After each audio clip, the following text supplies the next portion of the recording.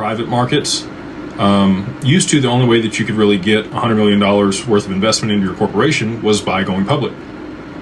Now that's not the case. You can raise $100 million, I don't want to say pretty easily, but far more easily than you used to be able to, because there's just a lot more capital out there. There's so much money sloshing around from M2 money supply being increased as much as it has been. There's a lot more liquidity. And people are willing to take those risks here in the US, which is very different than other capital markets globally. I don't know if you guys have ever been to Canada. Highly recommend if you haven't ever been to Canada. We went to Collision. It was probably 2 years ago that we attended Collision. Yeah, it was, because it was right before my hair transplant. And so while we were there, it was 40,000 people at that conference. And we talked to so many early stage companies that were like begging for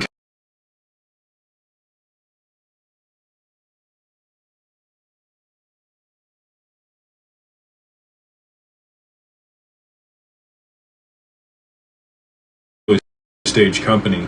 And I think that's why you've seen such innovative companies be able to grow substantially here in the US versus other parts of the world is, one, capital is significantly more available, but two, our private markets are much more liquid and people are willing to deploy capital into these companies early, whereas the rest of the world is very hesitant still to do so.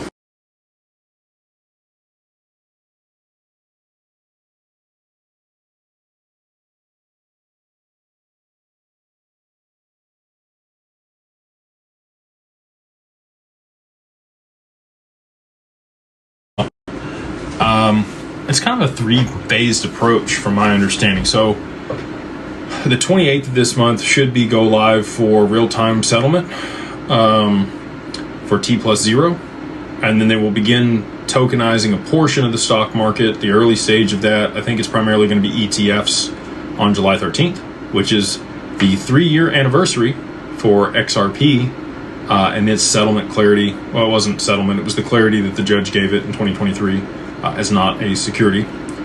And then, later in October this year, it's full bore tokenization after the beta runs for Q3. So, again, wasn't me that said this. This was the president of NASDAQ.